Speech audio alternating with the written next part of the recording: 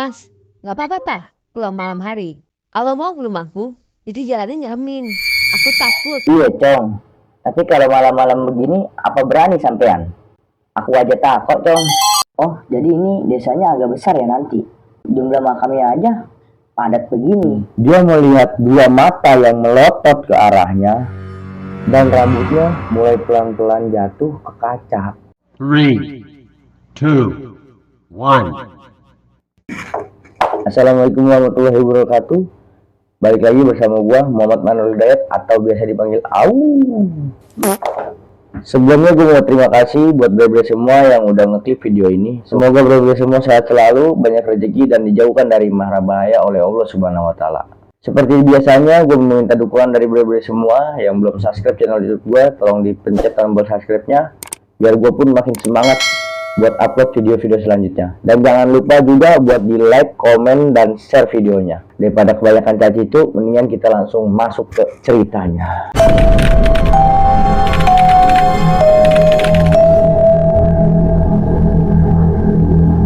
Jadi cerita ini gue dapat dari narasumber yang bernama Maska.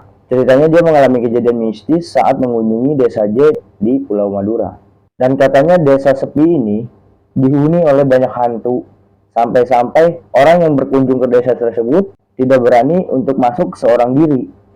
Dan pasti akan minta jemput terlebih dahulu ke salah satu saudara atau orang yang tinggal di desa tersebut. Jadi pada awalnya tuh yang mengantar ponakannya ini sebenarnya bukan si Maska, melainkan ayahnya si Maska yang akan mengantar ponakannya tersebut. Akan tetapi karena si ayah Maska ini tiba-tiba ada acara mendadak, jadi mau nggak mau si Maska lah yang mengantar ponakannya tersebut. Dengan tekad yang kuat, akhirnya si Maska ini memberanikan diri untuk mengantar ponakannya tersebut. Padahal di sisi lain si Maska ini sama sekali belum pernah mendatangi kota J ini. Akhirnya tanpa mikir panjang, dia langsung aja tuh tancap gas buat nganter ponakannya ini. Nah, si Maska ini mengantar ponakannya menggunakan mobil. Saat itu Maska berangkat dari tempat tinggalnya di kota M di sore hari. Karena si Maska ini kerja pulangnya itu di jam 3 sore. Setelah itu sekitar jam 4 sore dia mulai tuh tancap gas buat nganterin ponakannya tersebut. Nah, sebelum dia mengantar ponakannya itu, dia mulai nanya lah sama ibunya si Maska ini. Bu, alamatnya mana? Aku sama sekali nggak tahu loh daerah sana. Ibunya si Maska ini dengan cepat langsung ngasih secari kertas yang bertuliskan alamat lengkap dari ponakannya tersebut ke si Maska. Kertas tersebut langsung diambil oleh Maska, kemudian mereka berangkat. Saat sampai di Suramadu, hari mulai gelap dan si Maska ini nggak berhenti-berhenti ngelihat jam tangan yang ada di tangannya. Di situ dia langsung ngomong sama ponakannya. Kamu lapar nggak, Dek? Ayo kita berhenti dulu buat makan. Nanti habis maghrib kita langsung lanjut jalan lagi. Ucap si Maska kepada si ponakannya ini. Nah, si ponakannya ini juga nggak menolak sama sekali ajakan si Maska. Memang karena perutnya si ponakannya ini udah bunyi aja sepanjang perjalanan.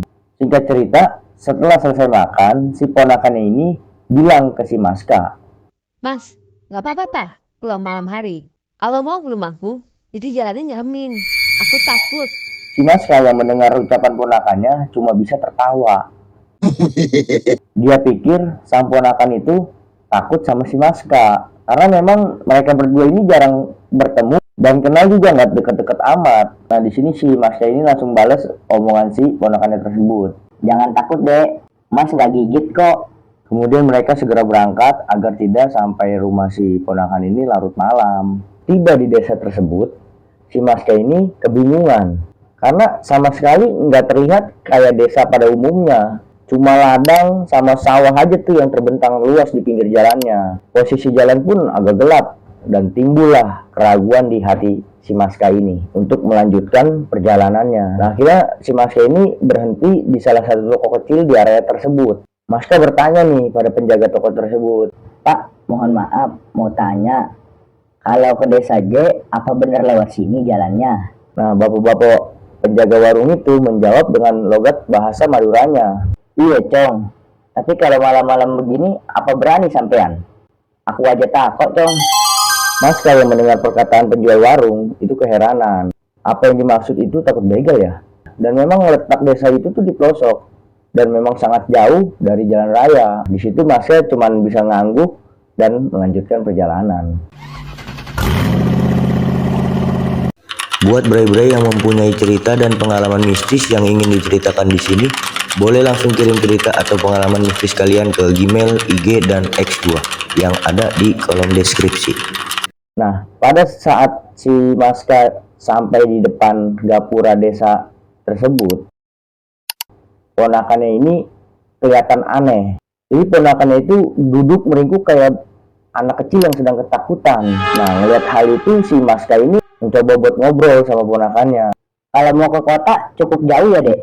Ini aja setelah 2 jam kita jalan baru sampai gapura desa. Si ponakannya ini cuma terdiam, nutup mukanya rapat-rapat dengan tangannya.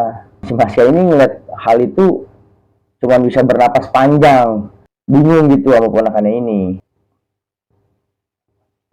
Nah, setelah memasuki gapura desa tersebut, si Maska itu cuma lihat ladang dan juga rumput yang sangat luas. Nah, di sini Maska melihat jam di tangannya ya kan. Mungkin perjalanan ini menyita waktu 15 menit untuk sampai di rumah penduduk desa, pikir si Maska. Namun, setengah jam perjalanan, Maska ini mulai merasa aneh karena tidak terlihat rumah penduduk sama sekali selama perjalanan itu. Tapi si Maska ini tidak permasalahkan sama sekali karena dia pikir bensin dia aman kan, full. Terus ponakannya juga udah tidur. Tapi tiba-tiba hawa dingin yang menusuk sampai ke tulang itu datang entah dari mana, yang membuat suasana hening pada saat itu menjadi sangat amat tidak nyaman. Nah, tiba-tiba Maska melihat di depan ada tembok batas yang panjang banget. Tembok itu letaknya horizontal, dan di balik tembok itu ternyata isinya kuburan. Jadi posisinya si Maska ini jalan di tengah hamparan kuburan yang sangat luas dan padat banget. Nah, yang ada di pikiran Maska pada saat itu, Oh jadi ini desanya agak besar ya nanti. Jumlah makamnya aja padat begini. nah si Maska ini berjalan melewati kuburan itu selama 1 jam. Tapi belum juga ada tanda-tanda rumah penduduk. Maska juga bingung, kenapa dari tadi tidak ada warga yang berlalu lalang. Dalam hatinya si Maska ini, wah kayaknya ada yang aneh nih. Namun pikiran itu dia tahan agar tetap berpikir positif. Di tengah jalan, tiba-tiba ada yang loncat entah dari mana. Dan Maska langsung berhenti tiba-tiba. Suasana pada saat itu udah gak bisa nih dibuat normal sama si Maska.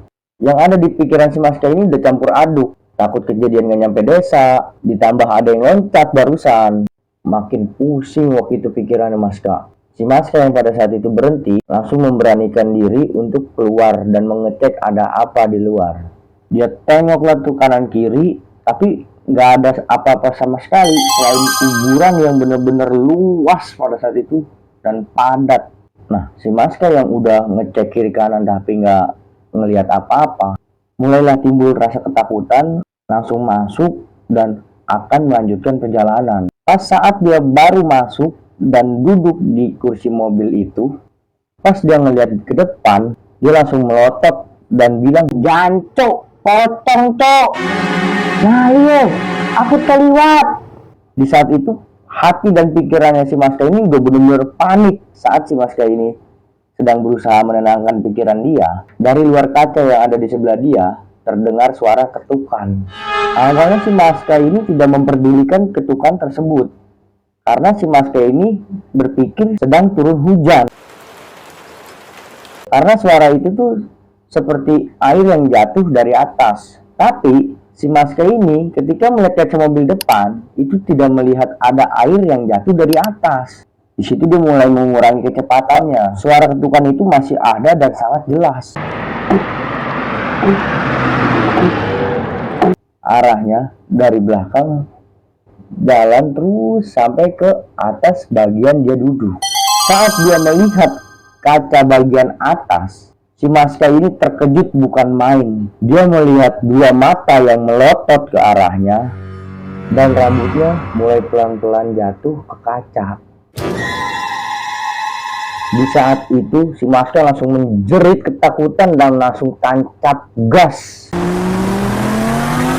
Suasana sudah mulai nggak beres pada saat itu dan si ponakan ini masih tertidur pulas. Tapi si Maska ini merasa beruntung karena si ponakannya ini masih tertidur pulas. Kalau si ponakannya ini sudah terbangun dan melihat apa yang tadi si Maska lihat, dia bakal terus menangis karena melihat hal yang menyeramkan tadi. Nah, seketika si Maska mengucap pelan, Amit nyuwun sewu mbah, putune kanjengnya liwat. Kepengen nganter no bocah cilik ben selamat sampai omah. dengan kondisi tangan yang gemetar dan ketakutan parah, tiba-tiba lewat sepeda motor yang ditumpangi laki-laki. Buat bray-bray yang mempunyai cerita dan pengalaman mistis yang ingin diceritakan di sini, boleh langsung kirim cerita atau pengalaman mistis kalian ke Gmail, IG, dan X gua yang ada di kolom deskripsi. Di samping mobilnya Maska. Di situ Maska melihat itu manusia. Dia kemudian menghembuskan napas lega. Hatinya yang tadi resah, pikirannya semeraut, akhirnya berubah jadi tenang seketika pada saat pengendara motor itu lewat di samping mobilnya si Maska. Dari penampilan si pengendara motor tadi, si Maska meyakini bahwa dia penduduk asli sini. Karena si Maska ini hafal betul ciri-ciri orang Madura asli. Laki-laki itu memberikan isyarat nih sama si Maska buat si Maska memberhentikan mobilnya. Saat si Maska memberhentikan mobilnya, si Maska ini nggak langsung turun karena dia masih merasakan takut. Yang ada di pikiran dia, jangan-jangan laki tersebut itu setan. Si pengendara motor tadi langsung menyamperi si Maska yang masih ada di dalam mobil. Dan si pengendara motor tersebut teriak dari luar mobil, Ini mas, tersesat pak. Nah, mendengar itu si Maska yakin nih kalau itu dia manusia. Dengan cepat si Maska ini langsung turun, buka pintu mobil dan langsung nyata pengendara motor tersebut. Maaf pak, saya memang tersesat. Saya ingin mengantar ponakan saya sampai rumah. Tapi dari tadi cuma pemakaman ini aja yang saya lihat. Si pengendara motor tersebut langsung menyodorkan tangannya mengajak si Maska untuk bersalaman. Ya mas, dan mbah. Ucap si pengendara motor tersebut dengan logat bahasa Maduranya. Nah, si Maska ini nampak kebingungan nih dengan bahasa yang diucapkan si pengendara motor tersebut. Gak ngerti mas. Ucap si Maska. Nama saya mas. Kamu dari mana? Maska mulai mengganggu. Dia menceritakan tentang dirinya dan bagaimana bisa sampai di daerah itu. Oh, dan dia ini. Baik pun, saya antar. Dekat-dekat. Si pengendara motor tersebut langsung menaiki motornya lagi dan si Maska ini dengan cepat mengikuti arah jalan dari si Mas Yono. Dan bener aja, dari jauh sudah terlihat samar-samar lampu menyala. Tanda kalau si Maska ini sudah sampai di perkampungan. Tapi entah bagaimana, saat si Maska melihat sekeliling, sudah tidak terlihat hamparan makam itu lagi. Nah, akhirnya mobil si Mas Yono ini sudah mulai melewati beberapa rumah penduduk. Di situ suasananya sepi dan sunyi sekali. Tapi si Maska ini mikir, mungkin udah malam juga, jadi wajar aja kalau sepi dan sunyi. Tiba-tiba dari kejauhan ada seseorang yang keluar dari rumah. Si Maska ini langsung berhenti tepat di depan rumah orang tersebut. Dan ketika saat si Maska melihat lagi, ternyata itu pamannya yang keluar dari rumahnya tadi. Nah, di situ si Maska langsung segera ngebangunin si ponakannya ini dan langsung keluar menghampiri si pamannya, ayah dari si ponakannya ini. Dengan wajah yang sangat khawatir, pamannya si Maska ini langsung berbicara. Astagfirullah ya Allah, saya udah dari tadi nungguin, kok tidak nyampe-nyampe, takut kenapa-napa. Kamu diantar siapa? Saya tadi diantar dengan Mas Yon. Nah, si Maska ini seketika berhenti nih ngomongnya. Karena si Maska udah nggak ngeliat sama sekali si Mas Yono itu di situ. Muka si pamannya Maska ini langsung mendadak ketakutan dan langsung buru-buru nyuruh si Maska sama ponakannya ini masuk ke dalam rumah. Dan ternyata 3 hari yang lalu di desa J ini gempar dengan berita hilangnya seorang pemuda di makam panjang. Makam yang barusan dilewatin sama si Maska. Dan pria itu bernama Yono. Dan ternyata di desa tersebut itu ada larangan keluar di malam hari karena sudah banyak sekali yang diganggu oleh makhluk-makhluk goib. Setelah 3 hari pemuda yang bernama Yono ini hilang, di pagi harinya saat warga kampung mencari keberadaan Yono di sekitaran makam panjang tersebut, tiba-tiba semua warga kaget karena ada salah satu warga yang menemukan makam baru dengan nama Yono di atas batu nisannya. Akhirnya warga menghentikan pencarian terhadap Yono. Seolah-olah warga ini tahu keberadaan Yono itu di mana setelah melihat makam tersebut. Setelah cerita pemuda yang hilang bernama Yono ini ke si Maska, pamannya bilang, besok ketika kamu pulang, coba kamu lihat di sepanjang makam tersebut, batu nisan kuburan itu hampir rata-rata semuanya tidak bernama. Hanya beberapa nama yang akan kamu lihat. Singkat cerita, keesokan harinya Maska segera pulang diantar sang paman sampai ke pintu desa. Saat di area makam panjang, Maska melihat dengan jelas apakah benar batu nisan tersebut banyak yang tidak bernama. Ternyata saat dilihat sama si Maska, benar ada sebagian makam yang tidak bernama. Saat tahu hal itu, si Maska ini dengan cepat melajukan mobilnya. Yang ada di pikiran dia itu cuman pengen cepet sampai ke gapura desa dia tersebut. Sepanjang perjalanan dia melewati makam panjang itu, dadanya si Maska ini sangat sesak sekali karena rasa takut yang menyelimuti dirinya. Padahal itu di siang hari. Akhirnya perjalanan itu selesai dan si Maska sampai di batas desa. Si Maska ini tanpa cacicu langsung pamit ke pamannya dan buru-buru langsung tancap gas lagi melanjutkan perjalanan ke rumah. Saat hatinya sudah mulai konsentrasi lagi untuk mengemudikan mobil, tiba-tiba terlihat laki-laki yang mengendari motor dari arah berlawanan. Dia melambaikan tangan dan senyum ke arah Maska. Seketika si Maska ini langsung berhenti dan melihat ke belakang. Namun sama sekali tidak ada orang pada saat itu. Maska kemudian duduk dan mulai mengatur napasnya kembali. Dan kemudian dia memejamkan matanya. Tiba-tiba terdengar suara dari samping mobilnya. Tecong, selamat sampai Bengkona. Karena mendengar suara itu, si Maska langsung bangun dan melihat ke samping mobil. Dan ternyata di samping mobil itu ada si Yono sambil melambaikan tangan dan senyum ke si Maska. Di situ si Maska benar-benar tancap gas dan mengendari mobilnya dengan cepat. Dan akhirnya si Maska pun selamat sampai rumah. Oke, segitu aja cerita dari narasumber gua yang bernama Maska. Semoga bre-bre semua terhibur dengan ceritanya.